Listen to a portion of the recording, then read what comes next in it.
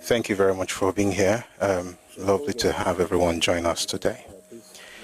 So before we get into all of this, please let's share the live wherever you are, so we can have other people on the FYP see what we're doing, and then they can also come in. All right.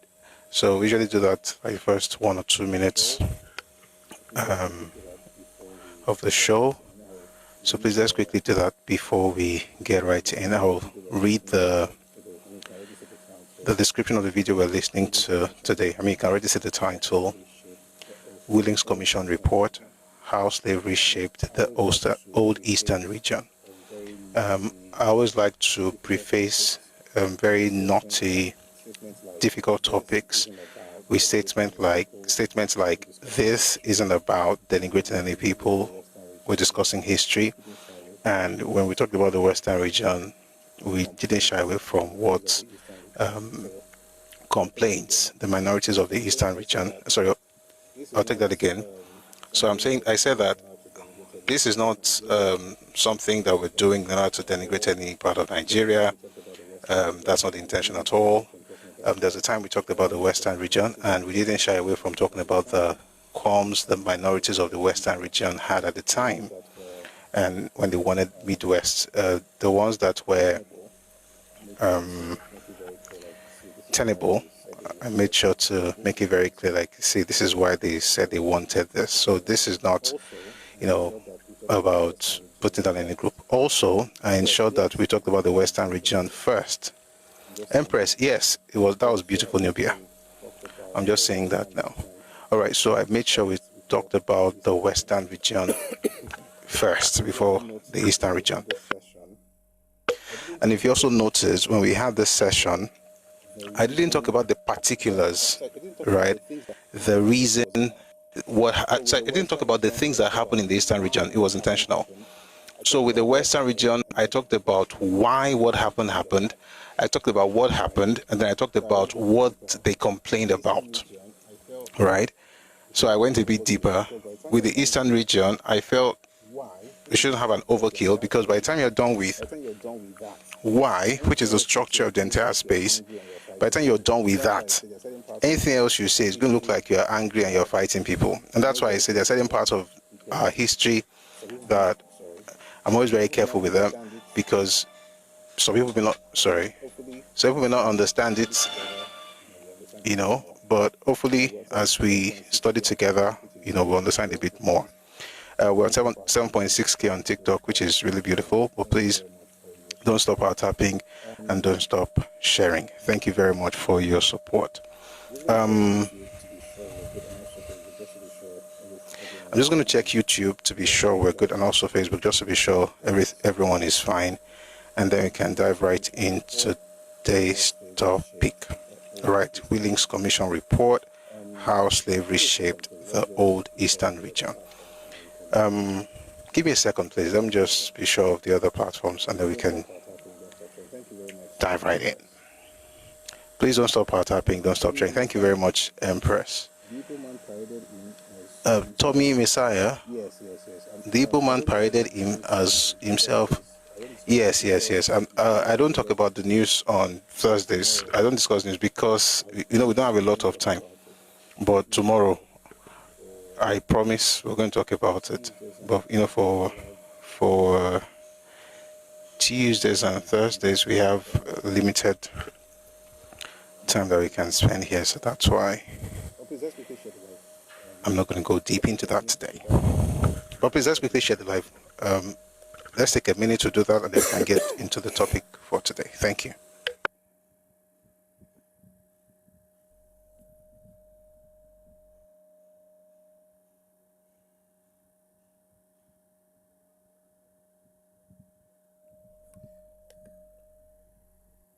Tommy Messiah. Meanwhile, since you even brought it up. Tommy Messiah. Meanwhile, since you even brought it up, it's a fair point to make, to be honest, right? The guy, those people were arrested by the police yesterday, and I'm glad they did. And there's also something that I like about what happened. If this had happened in the north, ultimately Joe Bully than should have been violent, right?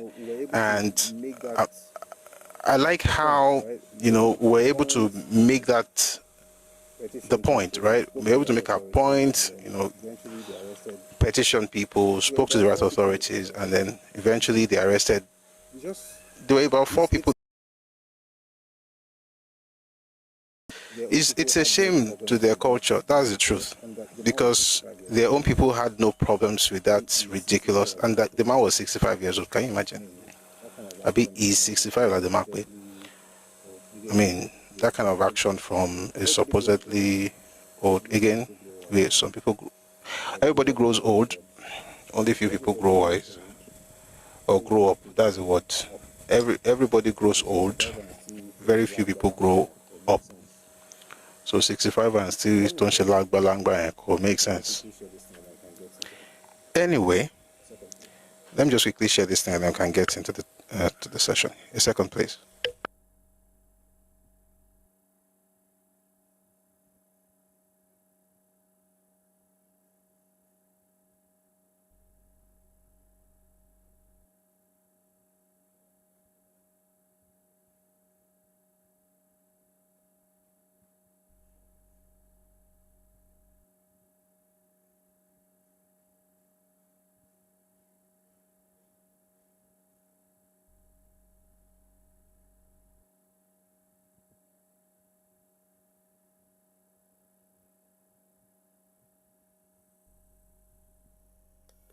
All right, we're back. We're good. So let's get into this. Right? All right, we're back. We're good.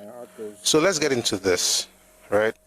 We're going to start. And by the way, my heart goes out to the family of the young man who was murdered in the United States. Quite sad. It's just they're known for free speech and all of that. In a place where they're known for free speech and all of that, to have that young man, Charlie Kirk, killed that way was just terrible. And I mean, he has young kids. It was only 30. I think it was going to be 32 or so. 31, going to be 32. Quite young. And I know a lot of people are having conversations on his politics and the things he did and the things he didn't do and what he said and what he didn't say.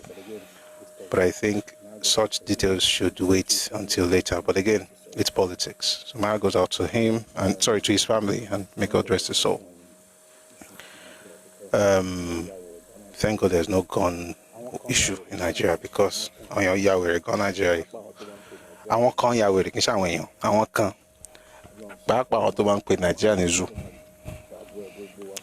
Ọlọ́run kọ́lọ́mà dàbọ̀ ẹ̀bọ̀ gbó wa. Kọ́lọ́ dẹ̀ yí ọkàn àwọn yẹn náà padà. Kò sẹ́ni tọ́lọ́run lè gbàlà. All right. Let's talk about today's session. So again, the video, we all have different opinions. Absolutely. So again, the video, So it's like when I hear that, we all have different opinions. Absolutely, yeah. So it's like when I hear that somebody dies, even if the person is not good, at least first, I'll call commiserate. Or people are just spinning it, and it's just sad that would happen. You can disagree without being disagreeable. I mean, people can say stuff, and you don't have to agree with what they're saying, and But again, there are other things. To be fair, there are other things that have been said in terms of gun control and things like that. But all the same, may God rest his soul and take care of his family. All right, back home in Nigeria, we're discussing something that happened in between 1957 and 1958. So there was a commission that was set up by the British government, and they released a report the following year, and the report is called Willink's Commission Report of 1958. Like I said earlier, we had read part of it that talked about the Western region. We talked about the concerns of the Eastern minorities, and we were very clear about the things that they talked about. We talked about the events that even preceded that, the commission of inquiry, which, like I said, started in 1957, but it was an event that took place in 1952. We talked about that as well. We talked about the concerns of the minorities. We talked about the responses of the action group and also of the Western region. And we went a bit deeper than we did with the Eastern region. But somewhere along the line, people ask certain questions. Why are certain people acting the way they are acting and things like that? And we answered some of those questions. For instance, we go, there's a video that I put up yesterday, why the Igbo origin story is different from Yoruba and Hausa histories. Somebody had asked, something in that, in that direction. I found a way to explain without having to, denigrate any people. I tried, okay, and I hope you see how much I tried. Anyway, that of course was an offshoot of this particular conversation that had to do with the minorities of the Eastern region. However, before the report itself got deeper into the issue of the minorities, they had to make certain things clear about the composition of the area. So that's why you're going to hear what you're going to hear today. But let me read the description that we have on the channel. Many times we hear people claim that they are the developers of Nigeria and that the rest of us depend on them. This is propaganda built on ignorance. They are not in other regions out of benevolence or love for national unity. They are here because home is harsh. Resources are scarce and survival pushes them out. You are welcome as guests always have been. I'll take that again. You are welcome as guests always have been in Yoruba land and beyond, but welcome does not mean we should be disrespected. To talk down on hosts while pretending to be doing them a favor is arrogance that history itself exposes. The Willink Commission report of 1958 is a crucial document. It explains why migration happened, why certain groups left their home regions, and how a history of slavery shaped their relationship with their neighbors in the old Eastern region after colonial rule. That report is a mirror, and it tells the truth that many try. Now, I invite you to take a listen. Enjoy, but please power tap, so that way we can keep. And if I have to do it, maybe after part one, there are two parts, like about 25 minutes each. But please, while you're listening, try and power tap. And those who are doing it, I really appreciate you. Ade Royal, Empress One Day, Skilled Trainer, Toxie. I see all of you. Thank you very, very, very much for doing that. All right, so take a listen to this Willink Commission report, how slavery shaped the old Eastern region.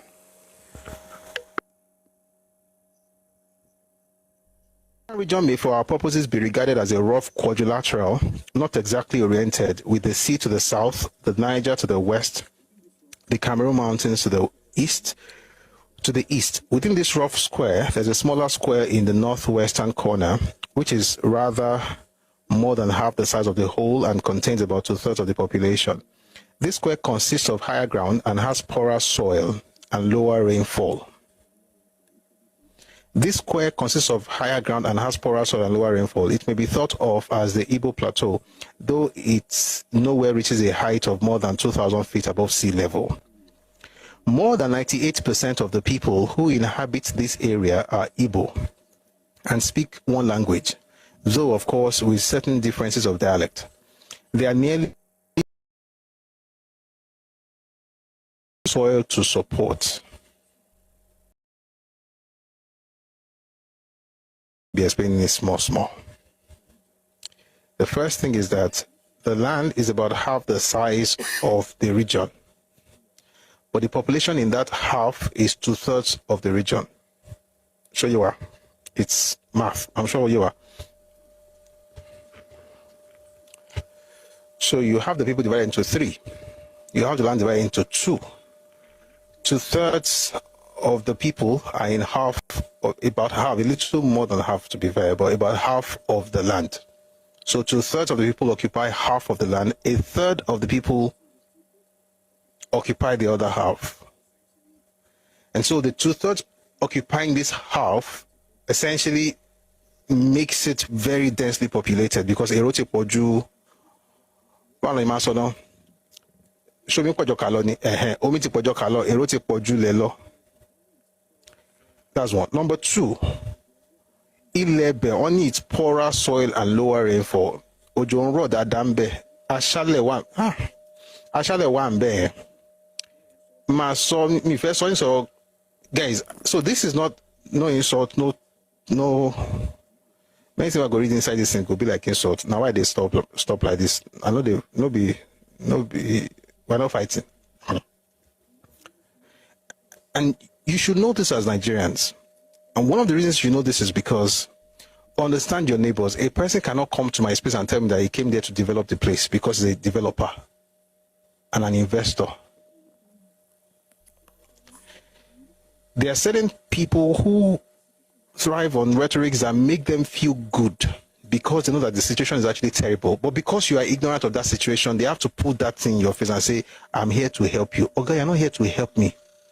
You are here to take advantage of what's here. And guess what? I don't mind. But don't lie. You are here because there's scarcity at home. And I don't mind you being here. I want you to be, flourish. But this ego nonsense of I'm here to help all of you, I came to develop your place, you are not all that. Especially seeing where you're coming from. More than 98% of the people who inhabit this area are Igbo and speak one language, though of course with certain differences of dialect. There are nearly 5 million of them. When was this? 1958. By 1967, there were 7.4 million. You find that in the record, the Addis Ababa speech by Anthony Naro, 12th of August 1968. By 67, they had become 7.4 million.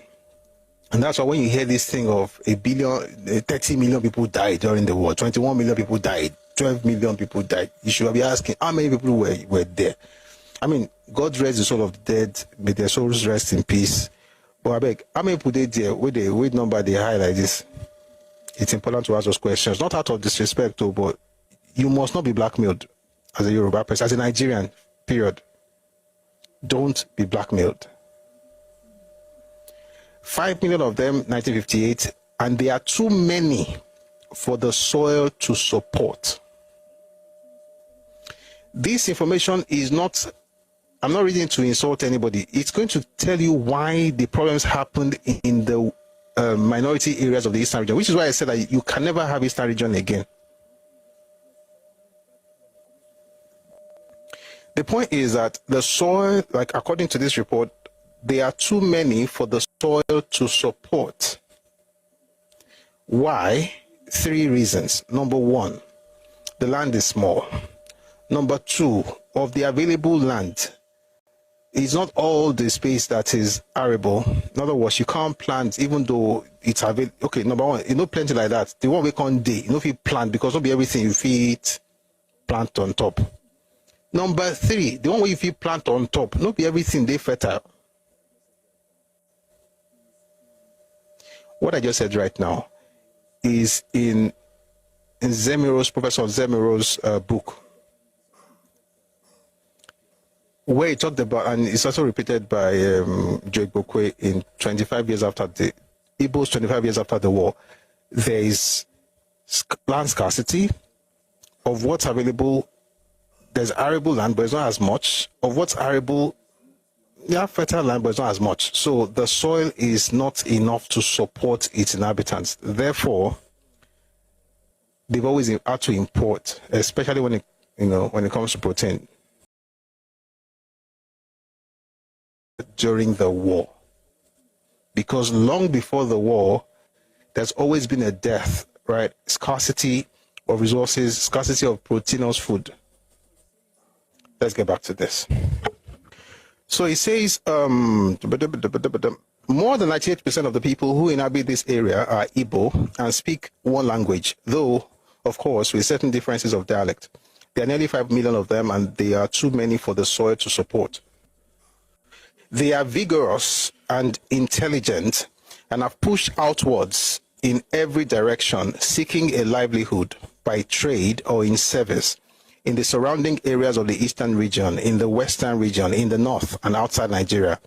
They are no more popular with their neighbors than is usual in the case of an energetic and expanding people whose neighbors have a more leisurely outlook on life. Okay? So again, it recognizes the fact that they were vigorous, they were intelligent. If you're on TikTok, please power it up. Thank you. They were intelligent and they pushed outward in every direction. I read the document here the other day. It's because you need to go out. You've got to go out. Like, you know, Omobile theory. So they have to move out. So it says, and they are no more popular with their neighbors than is usual in the case of an energetic and expanding people whose neighbors have a more leisurely outlook on life, which is why everywhere they go, there's a time I played a series of videos where the same ethnic group in Ibadan, sorry, in Yoruba land, let me not say Ibadan because they're in Lagos and Yoruba, they're in Ibadan. I saw one in Ibadan, I saw one in Lagos, I saw one in Okun, in Kogi State, in Edo, in Akwa Ibom, in the north. There's a statement they all say. Who knows what that statement is? Say the people of the land are just one word.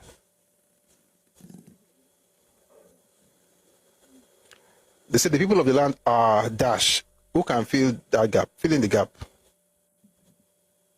Lazy. God bless you.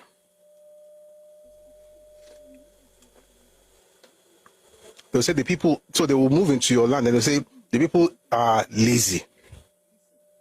The reason is that the people of the land don't have, and listen, let me also say this to Yoruba people who always have this thing to say, hey, look at what people are doing in your Yoruba land. You have to do, shut up. The thing is, it's my house. I have no point to prove to anybody. And I'm not doing badly. But I don't have to cut corners and do this and jama, and just hustle and do, just shout. No. Thank you on YouTube as well. I don't have to. It's home. You shouldn't be lazy. You get what I'm saying? So it's not like you are lazy. You are working, but because they don't see all the hustling, and immigrants naturally will do that everywhere in the world. You go to some places in the UK, you might be actually tempted to think that they are lazy. I mean, there are lazy people everywhere in the world. But this thing that makes you say that the people of the land everywhere you go are lazy, it's not about the people, it's about the fact that you have a point to prove back at home. So you are doing all this. So if I say a set, I'm not mentioning the group, I won't mention, but if I say a set of group and I have a set of people from a particular group and I have videos who say something to Akwa Ibom people, to Edo people, to Yoruba people, to Northerners, and say they are lazy. I'm like, wait, are you saying that these people, how is everybody lazy? I'm the only hardworking person. I even saw a video last week. I'll probably play it. I'll see. Maybe I'll play it before we end today. I'm like, you're putting yourself on a pedestal saying, oh, everybody, South Africans, thank you, Ghanaians, everybody is lazy, but you are very hardworking. You have put yourself on a pedestal to make everybody seem inferior in quality to you. In actual fact, you are, and there's nothing wrong with your exertion of energy and trying to make ends meet, but you do that because you have a point to prove at home. They don't. It's their home. And that's why this man says here, this document says they are no more popular with their neighbors than is usual in the case of an energetic and expanding people whose neighbors have a more leisurely outlook on life. The region is thus in one respect similar to the Western region. One tribal group is outstandingly the largest and includes 2/3 of the population. And again, as in the West, this is a vigorous and expanding community. The Igbos, however, differ from the Yorubas in that they are a village people. Again, I'm reading a document. I'm not insulting anybody. We're not fighting. We're going somewhere with this. So this is when they insulted Yoruba. Actually, we didn't have this kind of insult. We have our own share. They said that we're going to dominate the Western region. I read it. I even made a case for them, and I think it's a very valid point. And that's the only valid thing I saw in it, by the way. All those Sifa, ROF thing they are talking about, are we Sunni? So that's why I always do West before I do East on these matters. May nobody go. It says Western region and Eastern region are similar because there's a main tribal or ethnic group. It says the Igbos, however, differ from the Yorubas in that they are a village people who have never gathered in large towns as the Yorubas have. And before the 20th century, had no large political organization of their own. There are no large chiefs and no record of any great kingdoms comparable with Oyo and Benin. There's an element of jealousy within the tribe between the Igbos of Onitsha in the north and those of Owerri in the south. But for all this, the Igbos are a singularly homogeneous and closely knit people. They know they're not homogeneous, by the way. The Igbo writer of this book said they are heterogeneous. But, I mean, it's also a good way to end it. At least at that point, they had already started creating this identity among themselves. Last week, I have the video, but I didn't play it because you won't hear a lot. You have to see it. Last week, the governor of Niger State and two other men were with the president. And they're sitting on the floor, kneeling down on that. And only one ethnic group in Nigeria saw a problem with that posture when it was put on social media.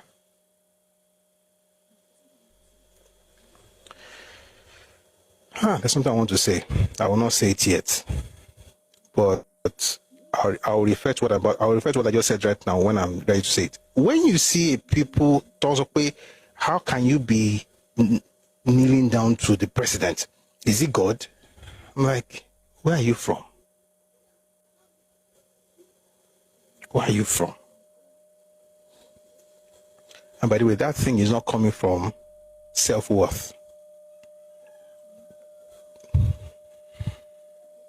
They are trying to make up for something. We'll get to that later. To the east of the Igbo Plateau lies the valley of the Cross River, which is fed by streams from the Cameroons, as well as from the plateau. This forms a broad vertical strip containing people who are not Igbos. Across the south of the region, from the Niger in the west to the mountains in the east, stretches a broad horizontal belt of swamps, creeks, and low-lying country. These two strips, the coastal belt and the Cross River Valley, together with a piece of country, the shape of a rather sprawling reversed L, which encloses the Igbo Plateau.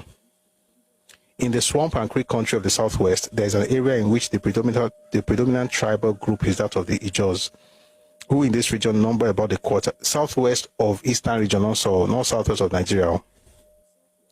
Yeah. In the swamp and creek country of the southwest, there is an area in which the predominant tribal group is that of the Ijos, who in this region number about 250,000. We have already referred to the 80,000 Ijos of the western region. There were Ijos in western region Tiwa. There are also Ijos in eastern region, but the ones in the eastern region are in the southwestern part of the eastern region. Okay. So he says we already mentioned the Ijos who, where is it? We have already referred to the 80,000 Ijos of the western region. Towards the mouth of the Cross River are the Efiks, who number 71,000, and the Ibibios, of whom there are 747,000. Further north on the Cross River are many tribes, intermingled in a confusing multitude which we shall not attempt to particularize. We heard of languages spoken by no more than 50,000 people. There are 17 major languages and some 300 of lesser importance in the region. You know why I tell you, Bible, that you have to understand the fact that other regions are crazy in terms of composition and importance of the. I'm going somewhere with this, so why are we reading all these numbers? We are going to get there very soon. I may have to jump some things here because in the northern and western regions, the Muslim and European civilizations met in conflict with each other as well as with the African cultures. but the eastern region is almost wholly free from one of these complicating factors. The sweep of Islam across the Sahara Desert and along its southern fringes hardly touch the east, and the total number of Muslims is negligible. There are no more than 23,000 of them against 3,612,000 Christians and 3,580,000 animists. The influence of Europe, however, though not in a form in which a European can feel much pride, made itself felt from the middle of the 18th century. There had, of course, been still earlier contacts, particularly with the Portuguese, but that influence had not penetrated far inland and was already dwindling by the end of the 17th century. But in the 18th century, the regular arrival of slaving ships, of which many were English, transformed the life of the coastal belt, and particularly the harbors, such as Bonny, Brass, and Old Calabar. Here, the sale of a few slaves for trade goods might well turn a petty headman into a capitalist, who could command the services of a force with which he could obtain more slaves. So the point is, the Portuguese, the Europeans generally, they made contact with some Nigerians in the eastern region. But the people with whom they made contact were not those of the inland or hinterlands. So naturally, àwọn tó bá ń gbé bèbè òkun odò, àwọn náà máa pàdé àwọn òyìnbó. Show you. So, for instance, the Oyinbo would meet someone in Lagos before they meet someone in Ekiti. They will meet an Ishekiri man before they meet an Ife man, because those other places are inland, right? So, but the issue is this: the ones that were meeting ní eastern region, àwọn yẹn máa wọnú lọ kó ẹrú wá. See, by the time you understand this, you understand the reason for the problems they had in the 40s, 50s, and 60s, which is what is the main reason for the problems they have in the South today. It's just that people don't talk about it. And that's why I'm also trying to make sure that I know you're very wise people. I don't have to go into the details. I don't have to go into the particulars. You can draw the inferences. And if you have questions, any specific questions, maybe I'll now explain better. But even then, I might schedule delay.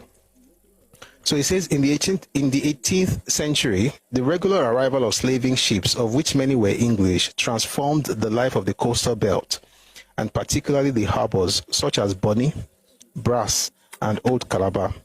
Here, the sale of a few slaves for trade goods might well turn a petty headman into a capitalist who could command the services of a force with which he could obtain more slaves.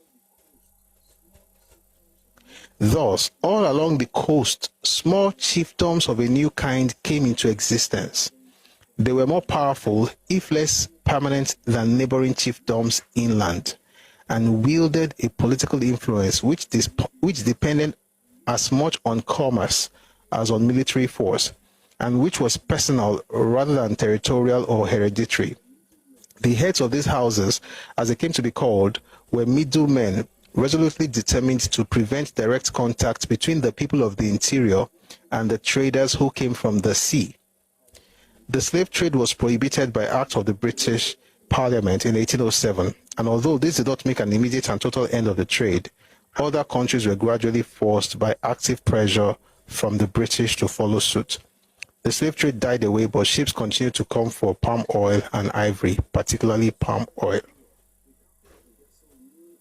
On the coast, conversions grew up. The captain of a vessel knew how much he had to pay as a kind of harbor he entered, and how much he had to be paid as a kind of customs duty on each barrel of oil. He dined in state with the chief on his arrival. These chiefs they're talking mostly about the Ijaw, Calabar, the people, the folks on the coastal region, Bonny, those areas.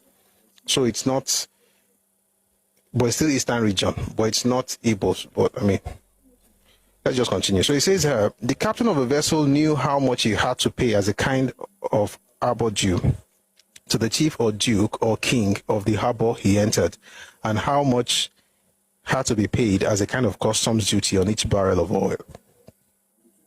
He dined in state with the chief on his arrival. and between Africans and Europeans, there was some slight exchange, not only of goods, but of ideas as to clothes, food, and behavior. These exchanges may not always have been happy. Bad customs were exchanged as well as good. But the ship's captain on the whole left Africa alone. He made no attempt to convert, to teach, or to rule. The ships, however, were soon followed by missionaries, and the missionaries did teach. They spread up the Cross River, and today the highest concentration of literacy in the Western script in Nigeria lies in the Calabar province. Later, other missionaries went up the Niger and from Onitsha pushed out southwards and eastwards into the Igbo Plateau. Thus, the eastern region, which had suffered a heavy drain on its strength by the coming of the slavers, began now to draw a new strength from the books of the missionaries. Let me pause to ask a simple question. When it says here that other missionaries went up the Niger and from Onitsha pushed out southwards and eastwards into the Igbo Plateau, who led those missionaries? I want to be sure that all of us we're a history class and we're history students, so I want to be sure that we, the missionaries, up the Niger into Onitsha.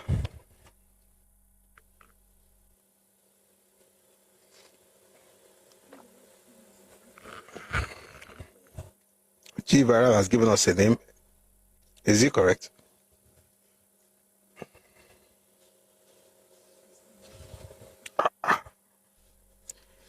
Is Samajai Crowder. Thank you. 1857 was the year. Ajayi Crowder was one who led the missionaries into it's called the Niger Mission, into Onitsha, and so on and so forth. That's the work that he did. Let's go on. Though there had been no great kingdom or indigenous culture in the eastern region, the coastal chiefs, who are the coastal chiefs? What we mentioned earlier, Boni, Ijo, Side Obi.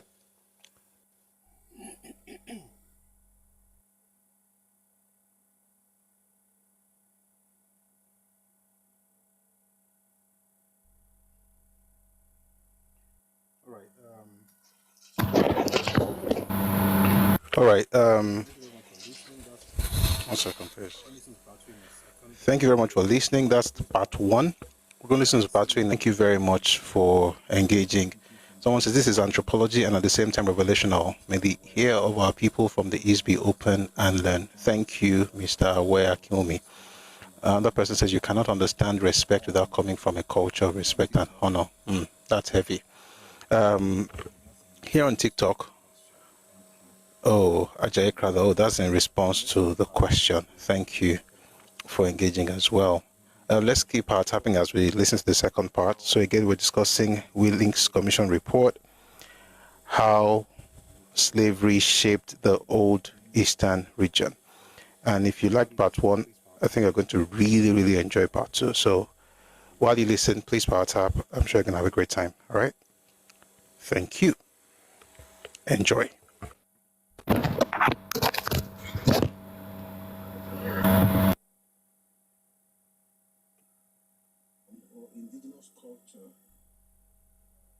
Great kingdom or indigenous culture. Let's go on. Though there had been no great kingdom or indigenous culture in the eastern region, the coastal chiefs, who are the coastal chiefs? What we mentioned earlier, Boni, Ijo, Side Obi. Though there had been no great kingdom or indigenous culture in the eastern region, the coastal chiefs, who are the coastal chiefs? What we mentioned earlier, Boni, Ijo, Side Obi. Though there had been no great kingdom or indigenous culture in the eastern region, the coastal chiefs, there's an entire region, no great culture. It's not just about Igbos now, everywhere. But the coastal chiefs, they have some form of structure, and they grew rich on their trade with the ships. And they, the coastal chiefs, adopted customs, clothing, and housing more advanced than those of the peoples of the interior, on whom they had at first preyed for slaves.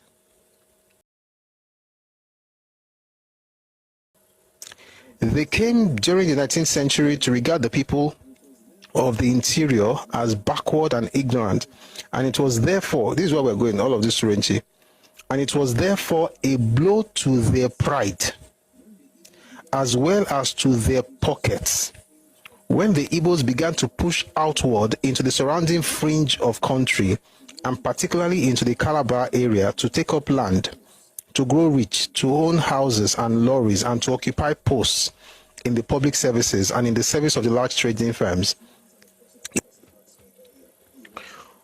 I want to now answer the question that person asked me earlier. This is a very good time to answer the question. You see, I said it that if you always have to look for your history elsewhere, there are two reasons. Number one is that you are not ancient. In other words, you are a recent concept.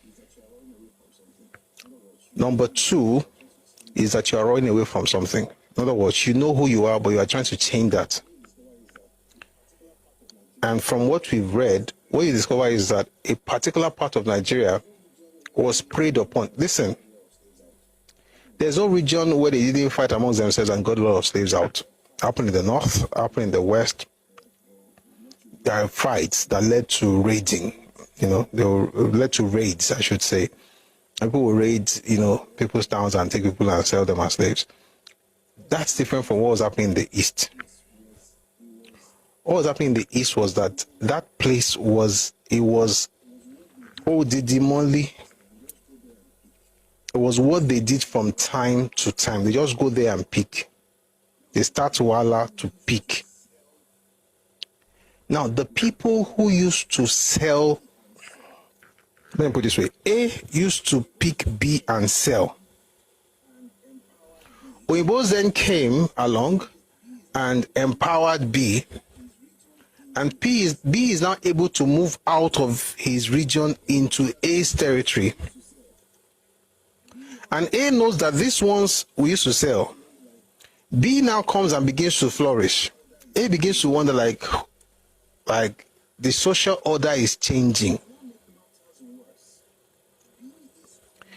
To now make matters worse, B is coming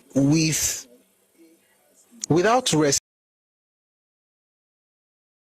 in place. Because to him, Oyinbo is your guy, he doesn't care about the culture of A. So he will call A lazy, he will move anyhow, he will do whatever he likes, and you can't speak against it because as far as it's concerned, that's his right since he's a citizen of that space. So A sees what's happening and A says at this, and the way it was going, please come again with this A and B analogy. Okay. A used to go to B's area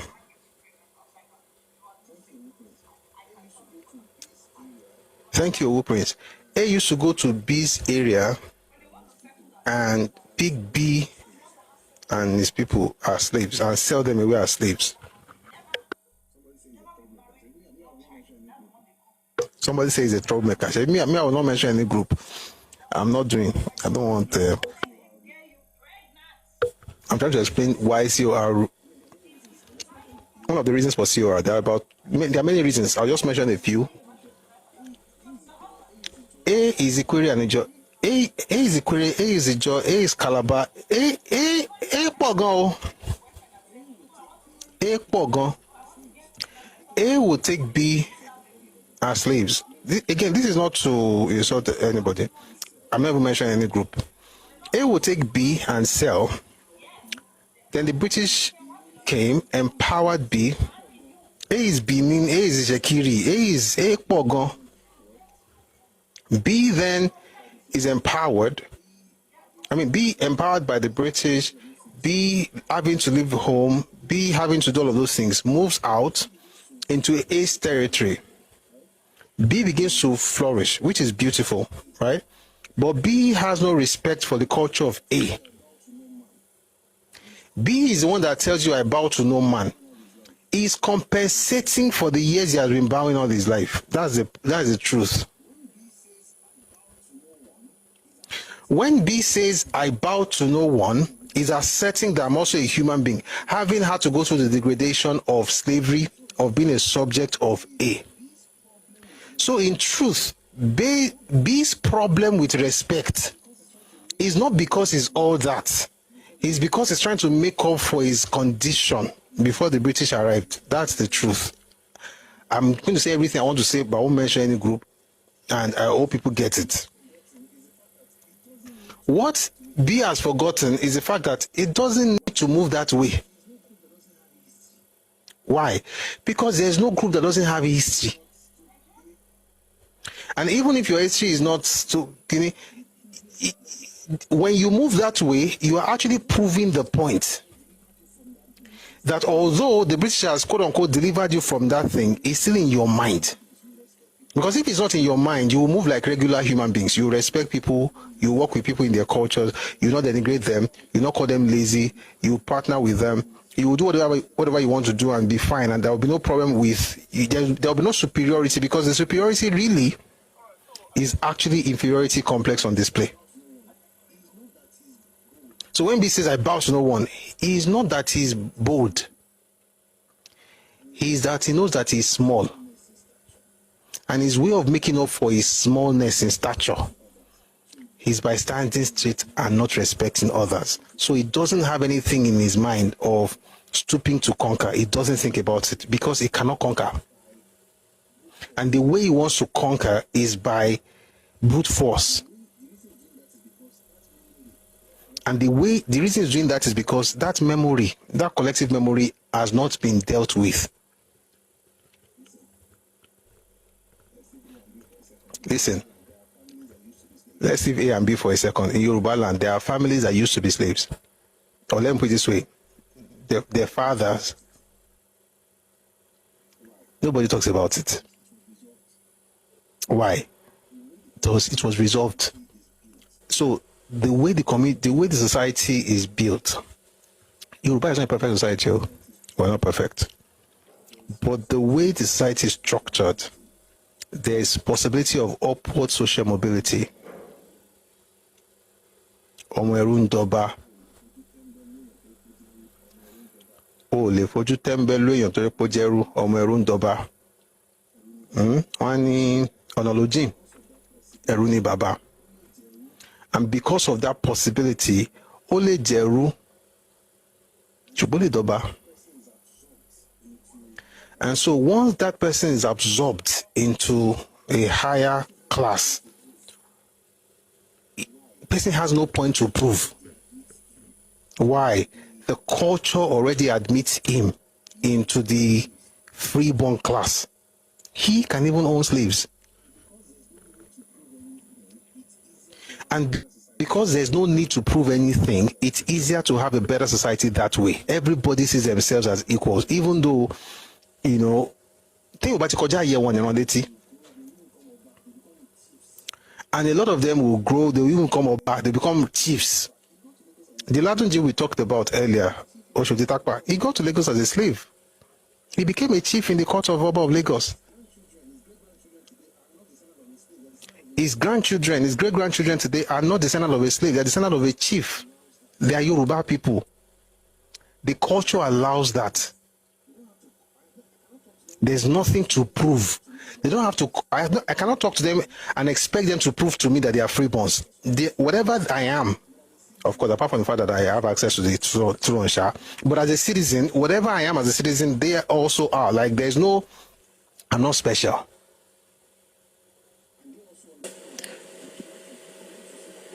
And they also understand the culture enough not to say, after all, I am like this. They will not also do it, because when they do that, they can also be reminded. Therefore, we have that balance.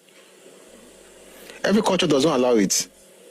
Every culture does not allow it. What are you talking about? I'm saying A and B lateral. Don't let me stop A and B. Don't let me go and be mentioning people. Every culture will allow it. This is the mistake that you people make. the mistake that because they do something, I've said it before, like because you do something doesn't mean that everybody does it. It takes a lot of political evolution and work that goes into that, because let me say something. We think we take things for granted as Yoruba people. Do you know what I just said right now is threatening to the freeborns? Just be like, what's more, I don't know. So people can think like that because of the level of their thinking and the level of their societal, the level of their culture as a people, right? It could be threatened. Over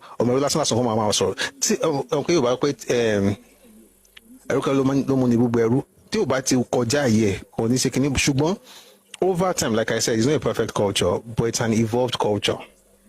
And it's still evolving. Some cultures are stagnated. That's the problem that Nigeria has. It's not so much of we're fighting, it's a clash of cultures. So the person can move up. There are some places where people cannot move. One of the reasons for the caste system is that in a society where B, again, I'm going back to B, in a society where B has no value outside himself being property or a good to someone else, B has to devise a means to also create hierarchy.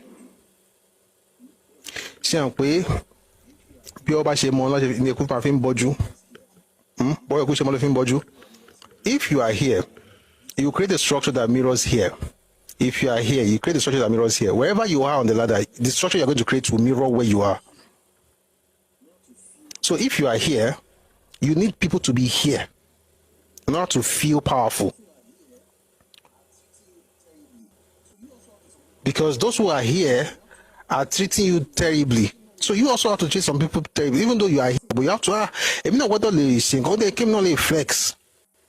Flexing low man fa I want to permanently. There's a word I don't want to use. Let's just say restricted. They're permanently restricted to a particular level, and there's no upward social mobility for them for generations. That's the beauty of Yoruba culture. Omerun Doba. You can grow, you can move up. And as you move up, you discover that people are talking more about your contribution to society than your entry point into that community. They're talking now about your contributions, not the person is contributing their own quota to the development of society. So you don't think of them in that light anymore. You're thinking of them as part of the society. But there are cultures in Nigeria where a person becomes something is not only that it's going to be like that till he dies. His children, his children's children, his generation forever are confined to that level, no matter what they become.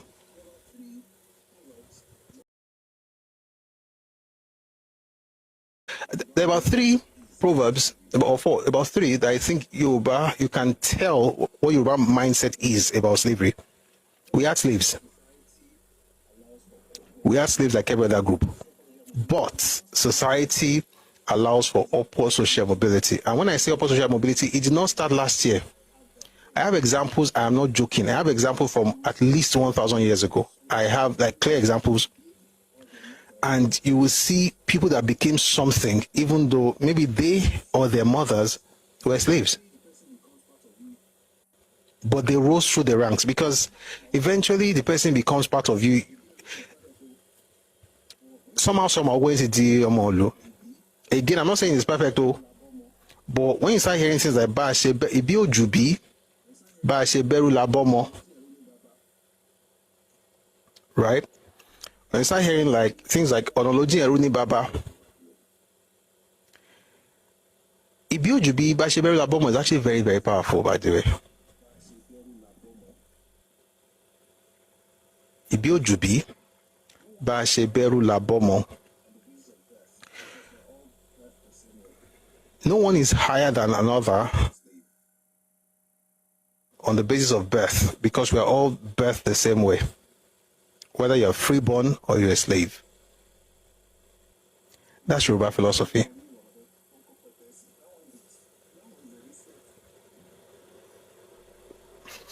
That one is a recent. Petesi, wow. I hope you know what petesi means. You know what petesi means, Abi?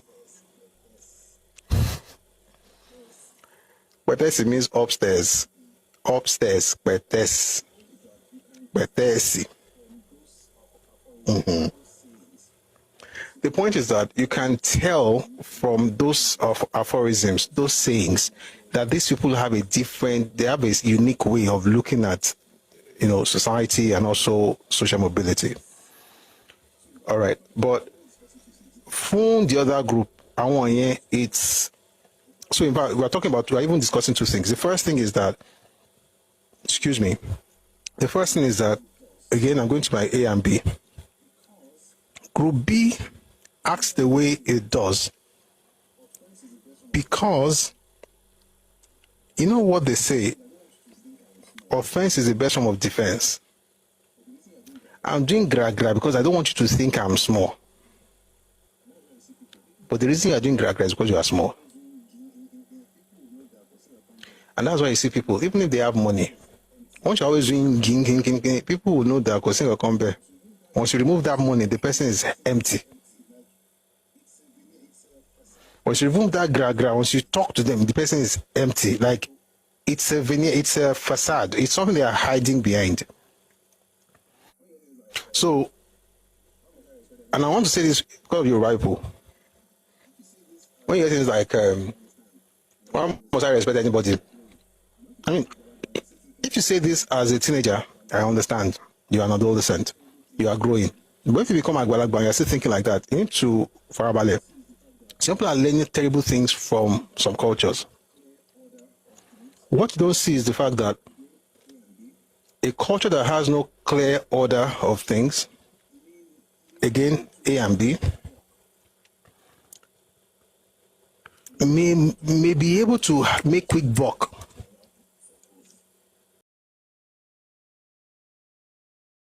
Does actually allow for growth. So what you see is individual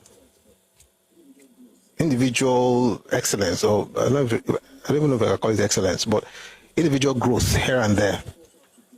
But you cannot have a collect, and this is what your people also have to get. Like, we have to also rediscover some of these things. We have to rediscover. So this is not so much of I'm better than another person. I'm also using it as a way to also tell us that we also have to rediscover some of these things. I just be moving around, be feeling and be insulting everybody because you don't have anything, to be honest. So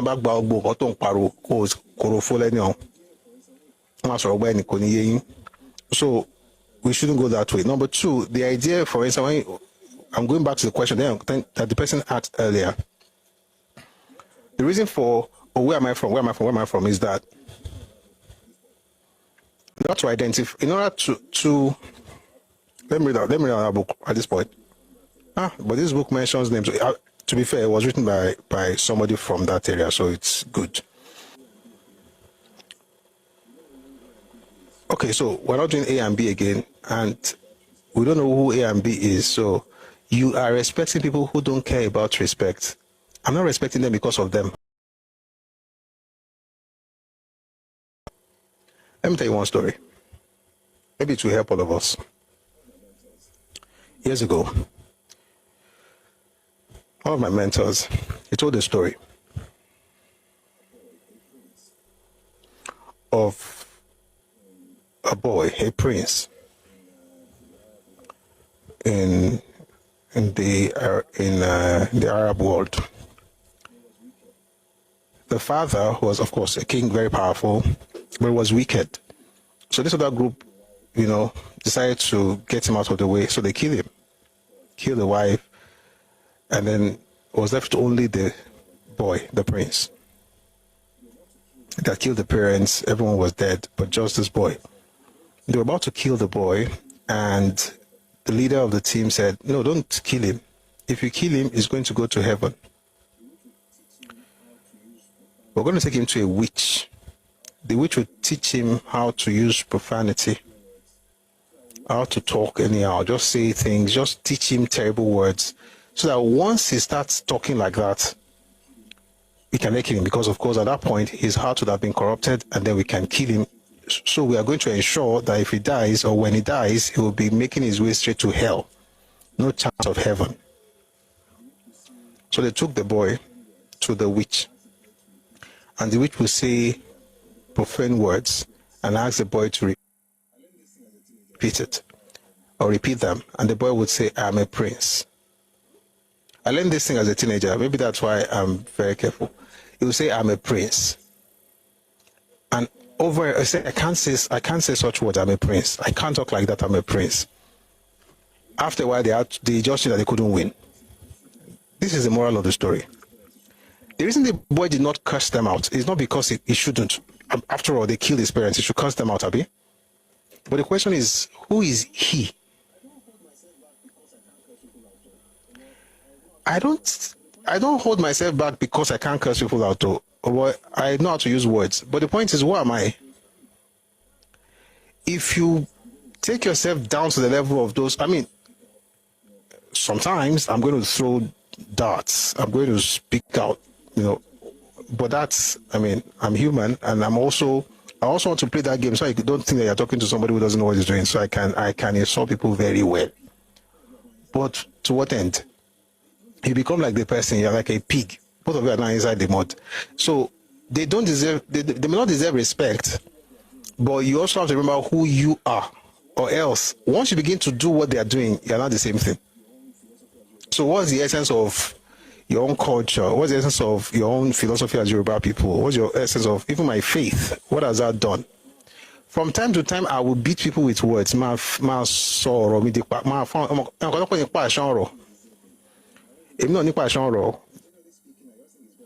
even you will know that person is deserving. But I won't do it every time. But generally speaking, I just think it's better to speak with respect. But that's not to say that it's because people are deserving of it. It's because I want to stay true to myself. Or else you lose yourself. Somebody asked me, say, how can you know these things? And anytime you're talking, you're always trying to say, I'm like, okay, so if I now put everything out and now bring out the anger, what will I get from it?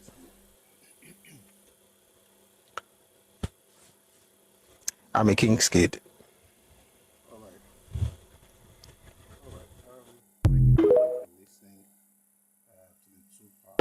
All right. Thank you very much for listening to the two-part video, I should call it, Willink's Commission Report. The longer form, of course, is the live session we had last week. So if you go to the live section on YouTube, you'll find it. So it's Tuesday. We're not going to be here for long. I just want to know if anybody has any questions. It's 2:42, so we have some time on our hands. Any submissions, any questions, and then we can bring you up. So I'm going to wait for a bit, and then I'll know if we should, what to do after this. So does anybody have any questions, or do you want to comment? And then you can send your request. I'll bring you up very quickly. Anyway, while we wait for that, so I made a statement in the second part of the video that this is not so much about one ethnic group. Number one is to understand why people act the way they do. All the problems I think we have as humans, not just Nigerians, as humans, is that we get so concerned with what is happening and really ask why. And when we do that, we are locked in a cycle, right? We're fighting the symptoms, but our eyes are somehow away from the cause. And it's important to think about the causes. So I think a lot of people in Nigeria act the way they do because of where they're from, because of the culture, the interest. That's why they do what they do. They may not even know why they're doing it. But beyond just talking about that, to know them, is also important for us to, turn the searchlight on ourselves. How do we interpret these things? How are we seeing things? How are we making sure that we are also not going in that direction? How are we rediscovering what makes us tick so that we're not, allowing the political structure of Nigeria to change the things that we do negatively, or to change the way we look at ourselves negatively. For instance, a lot of people who now speak about Yoruba culture, Yoruba people, or young people especially on social media, what's happening to them, Nigeria is happening to them, in the sense that in a bit to prove that they are Nigerians, in a bit to prove that they are the brothers to other ethnic groups, they begin to imbibe certain things from those places, things that should be discarded, things that should be done away with. We're taking it on, and then we're jettisoning what's ours that would have made us, stand out. So I think it's important for us to also use the opportunity to, find a way to rediscover what things we are also losing, so that we're not just doing this to bash any group. And having said that, I'm going to play one more video, and this one talks to us. Now,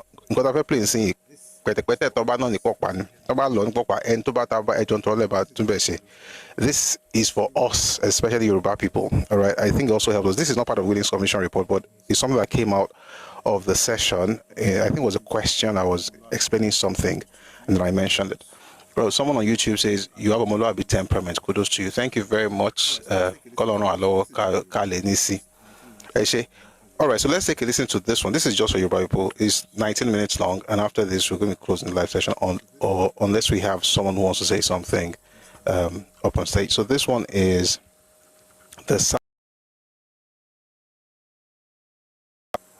it's also on the YouTube channel, right? The YouTube channel is Busui Oris, so you'll see a lot of videos there.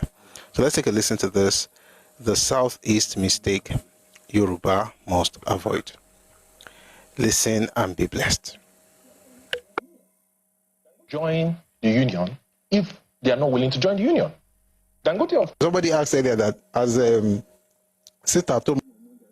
Somebody asked earlier that as sit at home on Monday, has it stopped now since they've arrested, they've sentenced?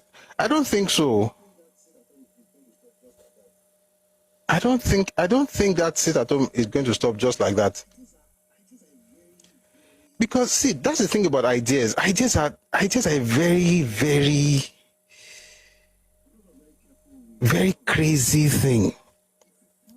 And that's why I'm very careful with how we share what we share. If you plant something inside people, it will get to a point they don't even know why they are doing what they are doing. They just keep doing it. And the way it's going right now, they will be doing that thing. Oh my, the culture. Just like you don't go to work on Sundays and Saturdays, they will not go to. It will become it's the new normal. Who is coordinating the sit at home? It's on autopilot now. That's the beauty and danger of an idea. It's the beauty and the danger of an idea. Oti Mulense. It's on autopilot. You dare not go out. And the people who are going to carry guns to threaten you, they don't even know why they are doing it. Can it stop? Of course it can stop. But is it going to stop just because they have arrested Ekpa? No. In order for it to stop, something else has to happen that will have maybe the government or security operatives, something must happen. Meanwhile, this whole set I don't think is one of the most stupid ideas I've ever seen in Nigeria's history. If you have no economic contribution as a region to the national purse and you decide to have sit at home, who do you think will suffer? Because see, the concept of sit at home is primary school kids even understand this basic thing. If, for instance, your region controls the economic, let's say your region is the economic live wire of the country. In other words, if there's no economic activities in your region, it will affect the country badly. Then it will make sense, right? So if you say no buying, no selling, they will feel it. But if you do it in a place where whatever happens within you affects you, if you stay at home, now you go feel them. Then go feel it. You are the only people that will feel it. So essentially, the people are suffering in the name of protesting against suffering.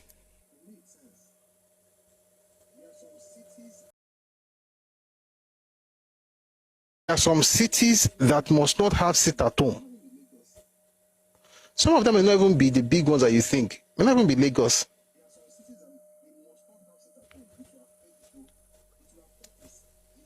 There are some cities that they must not have sit at home. It will affect this. Even if it's not everything, or maybe a particular sector of the economy, the government would have to do something about it. But you are not contributing.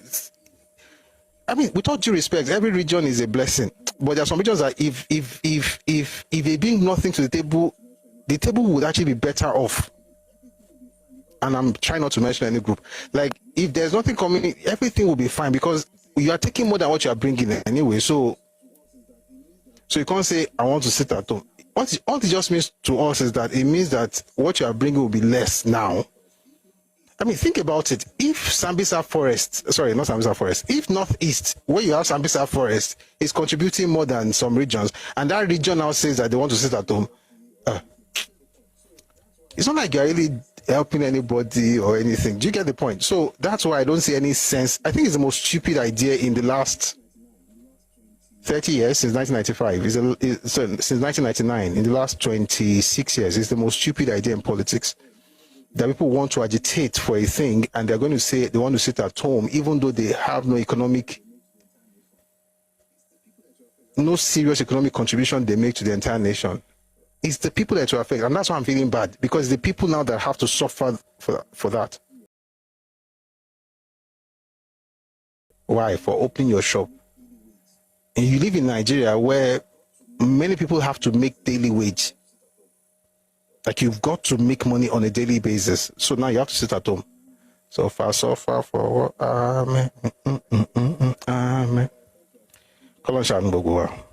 Anyway, he's been arrested now, but I hope that the government, bodies, people, NGOs, somebody will have to push. There has to be another force from another place to change the dynamics in the South. And I hope it changes for the better. Like, there's no joy in seeing a part of Nigeria going through that, to be honest.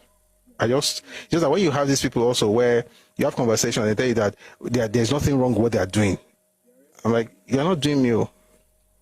Last week, they arrested a Yoruba monarch. I think that was beautiful, by the way. Because there's no way you're going to disgrace an entire people like that. I mean, I don't like the fact that he was arrested, but I like the fact that he was arrested. I don't get what I'm saying. I don't like the fact that a king was arrested. I don't like the fact that a Yoruba man was arrested. But I like the fact that a person was brought to book. Like, you can't just do that. But today they arrested somebody for actually, they're talking about the person who sponsored and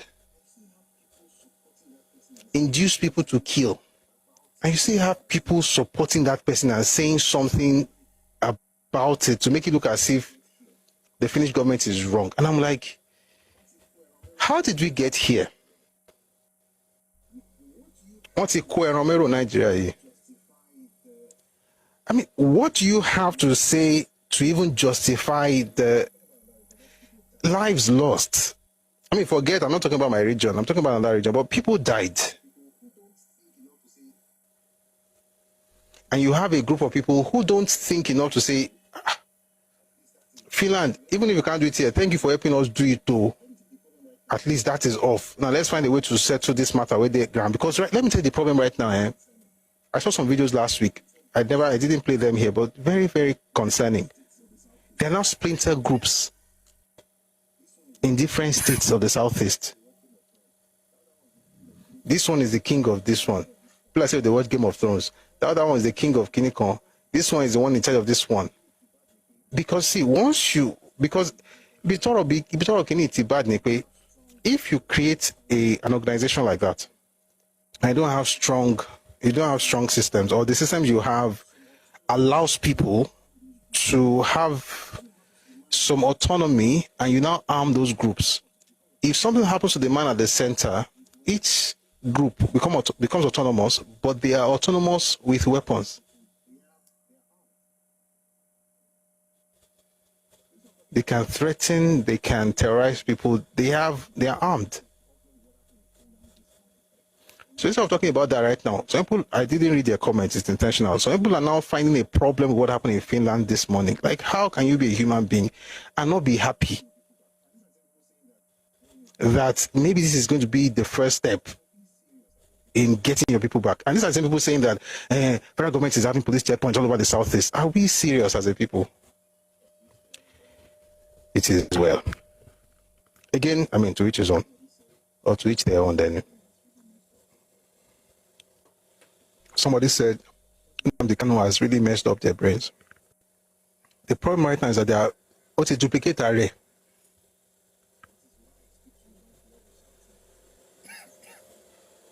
That is why I speak to you about people who are shouting that they want to fight Kiniko Kiniko. What is duplicate array? He has made several copies of himself.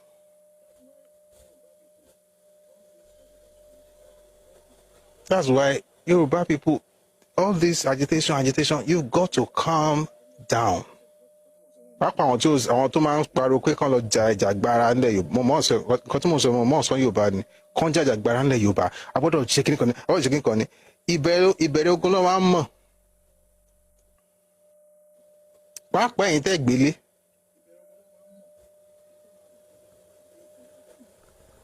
Ìbẹ̀rẹ̀ ogun náà máa ń mọ̀, ibi tó máa dé kò sẹ́ni tó mọ̀. A tún wá débi tó yẹ pé oríṣiríṣi èèyàn kìíní ìkejì kẹta wọ́n wá bẹ̀rẹ̀ sí ṣe bí ẹni tó lẹ́nu jù. Everybody wants to be like the main guy. Look at the rhetoric. I mean, look at social media. Just check out social media. People want to sound like him. People want to be like that. Because it's empowering. When people start bowing before you, like you are now a messiah, you're now a god. So you know. So ó ti ń gùn wọ́n, so ó ti gbélé, ó ti wá débi kan tó jẹ́ pé láàrin ara wọn gangan nìjà yẹn wà ń sìn. Kì í ṣe láàrin àwọn àti ìjọba àpapọ̀. Ọjọ́ lẹ́gbọ́ pé wọ́n bá ìjọba àpapọ̀ jà láti bá ti bẹ̀rẹ̀ wọ́n tán bá káàkiri yìí. Àwọn èèyàn wọn nìyà yẹn ń jẹ. Ó tún wá débi kan tó jẹ́ pé láàrin ara àwọn tó jẹ́ bí ọ̀gá wọ́n pa kan last week náà, wọ́n pa kan lọ́sẹ̀ tó kọjá náà. The reason I tell us to calm down is because báwo ni máa sọ náà? Ikú tó ń pa ojúgbà ẹni, òwe ńlá ló ń pa fún ni. Nǹkan tá a fẹ́, we will get it. But like I said not to be saying some things in public. Whatever I can say, I will say. But the important thing is that nǹkan tá a fẹ́ will get it. Ọ̀nà tó máa gbà will be totally different from nǹkan tá a fẹ́ máa gbà ẹ máa rí o. Ṣùgbọ́n ọ̀nà tó máa gbà ó yàtọ̀ pátápátá. And in movements like this, what I have learned, not to say I know a lot, but the little I know, is that ìgbà míì ìrìn àjò yẹn gan, pé Yorùbá máa sọ pé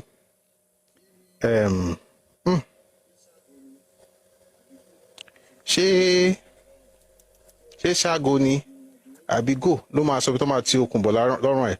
Ṣé rí ìrìn àjò yẹn gbà mí òun ló máa sọ fún yín ibi tẹ́ máa gbé gbà. It's just I don't think a lot of people are actually leaders. I think we have more activists acting like they're leading anybody. They're very loud.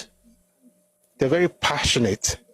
They're able to inspire you to be angry. They're able to inspire anger, but they can't lead anything. They can't lead zilch. They can't lead anything. They're activists. They can rouse you and, get you to, we are angry, we want change, we change. And they have their place, but they're not supposed to ever lead a group of people, especially if we're talking about an entire ethnic group. Never. Activists should never. A leader will tell you the plan, when they get in the heat, when the rubber hits the road, sometimes the journey itself will dictate to you. For instance, on Loseko, Otimoko ba lo madeko, Otimo. But to one law, listen to what I'm about to say, because I think it's important. They can't inspire greatness, just anger. Yes, they can't inspire. You can inspire anger, but not greatness. Let's say, for instance, you are coming from Abeokuta. You're coming from Abeokuta. Otiwambo, Loneko. Abombo lati Shagam. Ombo Leko. Oti mono to agba. Oti mo pe tin ba rin bye. Ọ̀nà báyìí máa gbà wọ Èkó. Bóyá tó bá ń bọ̀ la kako ń bọ̀ láti bi interchange. Ó fẹ́ gba bega wọlé. Ó wá dé ẹ máa gbọ́ mi o. You are now at Mowe. You are coming from interchange. You are now at Mowe. Ó wá dé.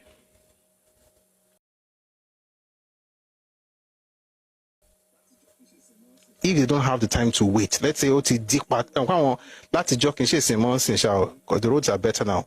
But there was a time where if you get stuck at Mowe, you can be there for the entire weekend. I don't know if you've experienced it before. I've experienced it before. Your driver must know the way. Okay, tó ń bá gbàgbólé báyìí, ó lè já sí ìlú kan. Láti ìlú yẹn, ó máa lọ gbá ní Ogun State. Tó fi máa jáde, ó máa ṣá jáde ṣá, bóyá ó máa jáde sí Ògèrè or somehow, ó ṣá máa jáde. What these people are doing is that we are at Mowe. There is traffic. What they do is to look for like a bulldozer or one huge truck that will just be pushing all the vehicles on the road until they get to Berger. That's the definition of Ijangbara. That's the definition of we want to change our land. They will look for a truck, a huge truck. They will not be asking you, let's find a way we can get the truck. Let's find a way we can get the truck. They will not get the truck. They will be pushing everybody, killing anybody. We must get to Berger.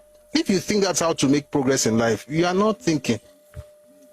And that's what's happening in the Southeast. There's no negotiation. There's no alternative. There's just one way, and we must get it done. And that's the definition of boldness. No. It's the definition of insanity. You now get on the Guinea, Wawamoto Lakon. I come and ping, Tony, Omatilian, Corona, Shemoteon. Wait, I don't know, no. Ama tí wọ́n dànù tí wọ́n jáde tí wọ́n sí kànga kànga I know my career nílẹ̀ Yorùbá tó bá ti wá tí ó bó wọn dànù tán mọ́tò tí máa mọ́tò àti bàjẹ́ bó ti máa dàrú gbogbo ẹ̀ àwọn adé bẹ́gà àwọn kọ́kọ́ tí wọ́n bẹ́gà ẹ̀wọ̀n ní débẹ̀ o. You know why? Because the people you are pushing, it will get to a point, they too will get angry with you. They may not have the huge trucks that you have. They may find a way to get you and come move, come buy, come back. So what has happened is that Ibiton law oh debe. So at the end of the day, what exactly are we talking about? Is it really about progress or ego?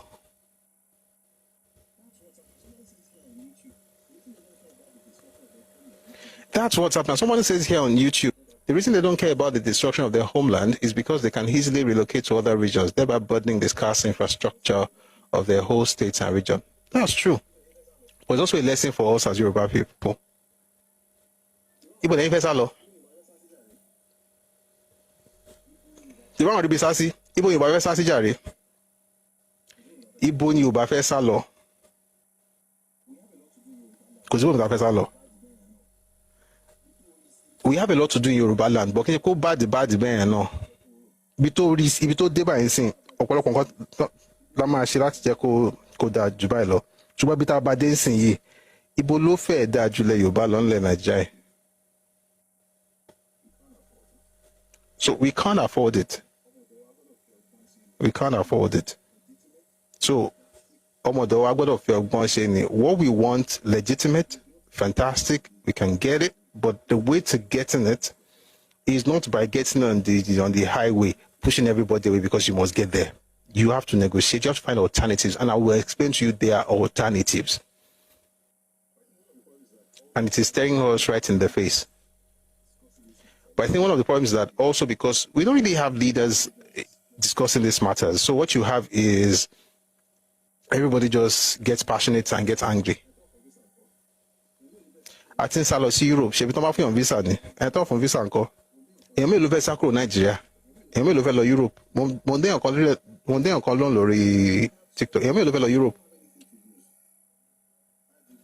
We have something. See, some people don't have anything to lose. Àjẹgbọ́lò tó ń wẹ́ ẹni kúnra ẹ tó ti wà lẹ́lẹ̀ kò sí bómi tó fẹ́ lọ ilẹ̀ ló wà. We have a lot to lose, so we've got to be very, very tactical, very, very careful, very strategic. We can't just get angry and say, oh, we must. Oga, parabale. But we'll get there, right? But there's a way, the way we're going to get, there are many options, by the way, there are many options. And there are options that can be inspired by our own actions. There are options that can be inspired by the actions of others. But in all these options, we can win. We will win. But it's not by doing what our Arabi is here. All right. Aborolazo Homolabi. Tobadenoe Adotiti. Thank you very much for. All right. Thank you very much for listening to that. It's been an interesting session. Thanks to guys on YouTube, on Facebook, and here in our studio, our TikTok studio. Thank you very much for being here. Thank you for being part of today's session. I hope you've gotten some things that will help understand how to better engage each other or other ethnicities and even ourselves within Nigeria. And particularly to Yoruba people, let me say this: whatever it is that we're trusting for, that we're working towards, we get it, but we've got to be very, very smart about it. We have nowhere else to go. People usually go up. Those who are destroying their homes are coming to our space because, let me tell you the truth, our space is better. Where are we going to go? Apart from Abuja, where else is better than the Southwest? I mean, there are cities here and there, but that will be able to contain, we are many. So please, let's Ẹkáàbọ. But thank you very much for listening. Does anybody have any questions? Or you want to maybe give a submission? I still have a few more minutes before we end the session for today. Someone on YouTube says, it is a son that God loves that he chastises. Thank God for chastising us then. But I think it's important to also say this, that what we are yearning for is legitimate. What we want is valid. But we've got to be very, very careful. Some people are pushing for these things based on another. I mean, I was talking to someone some days ago, and the person said, Nílẹ̀ Yorùbá, wọn kì í jẹ́ lórí mídíà, wọn kì í jẹ́ kéèyàn sọ àwọn kankan tó bá ní ṣe pẹ̀lú nǹkan tó wu Yorùbá. Me, I was shocked. I live in Yoruba land. I don't listen to radio every day. Right? But when I listen to radio, they say anything. I don't listen to radio every day. But when I listen to radio, they say anything they want to say, of course, within the guidelines of NBC. But the idea that they can't say things that will lead to the growth of Yoruba land, I'm like, of course, the person doesn't live in Nigeria. People sometimes, I think, they have this idea of what Yoruba land is going through in their mind. And they are fighting the idea, not the reality. So you hear things like Yoruba people cannot do things on. I remember years ago I was somewhere and somebody said Yoruba language is dying. People are not speaking the language. I was like, there are entire radio stations in Lagos State, in Oyo State, in Osun State, in Ekiti State, in Ondo State, in Ogun State that speak only Yoruba. Things are not perfect. There's so much that needs to be done. But this doomsday apostles that tell you that everything is scattering Yoruba, unless we do this thing. Hey. If you think it's that bad, you things are not perfect, but it's not that bad. And if you think it's that bad, you come home and do it. And while I know that, of course, everybody wants the best for Yoruba land, but we've got to be smart about it. We're supposed to learn from that. Let's not repeat those mistakes, please. So I say this out of love, and I'm not saying this because, everybody's wrong. No. I know everybody has this itara don shewa, and it's a good thing. Passion, the zeal to see the Yoruba land work, to see Nigeria work. That zeal is perfect. But you see, the Bible talks about zeal without knowledge. It's dangerous. So let's please balance it with knowledge. Let's know what's happening, not what we think is happening, but what's actually happening, and the reality of how things should be done, and then get involved, not based on what we think should be done, but based on not based on what we think should be done, but based on what it is at the moment. Then we can now introduce what should be done when we get in there. Thank you for listening. So let me read a few things in the comment section. The strategy that led to being stuck on one spot in the 9th century until the Christian missionaries finally dragged them from their slumber into the 19th century. You have to put context to the thing you just typed, though. Please.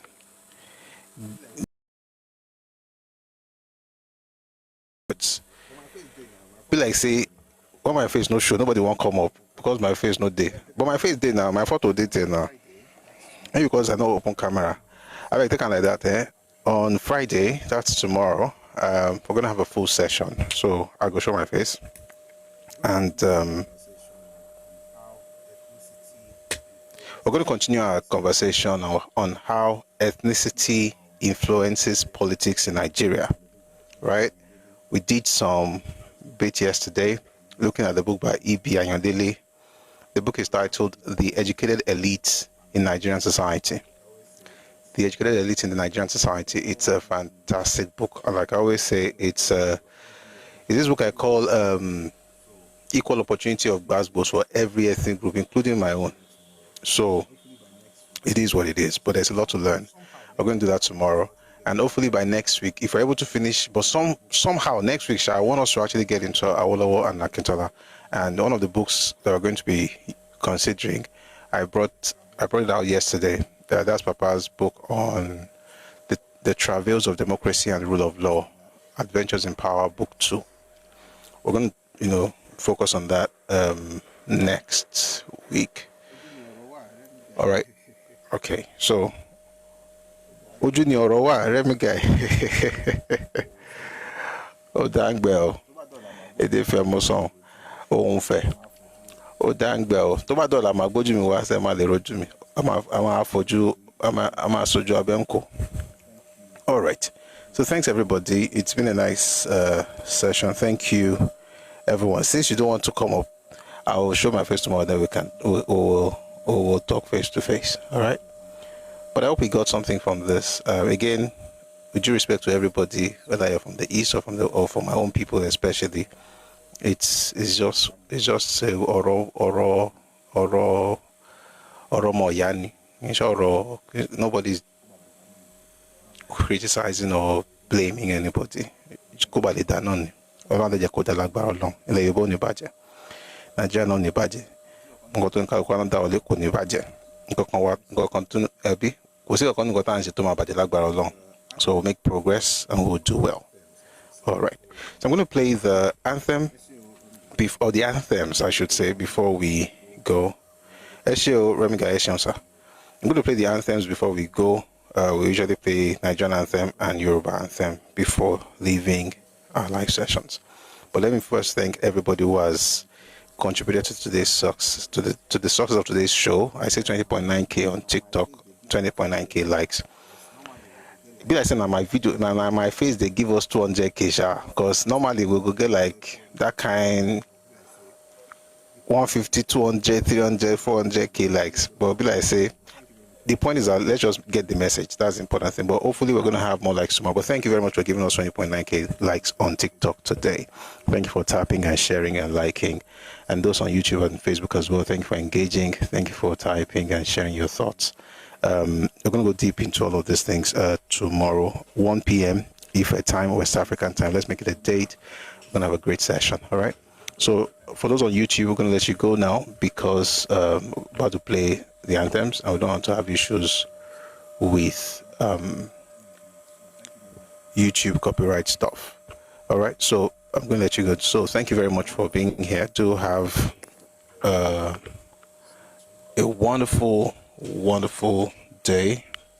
See you tomorrow. God bless you.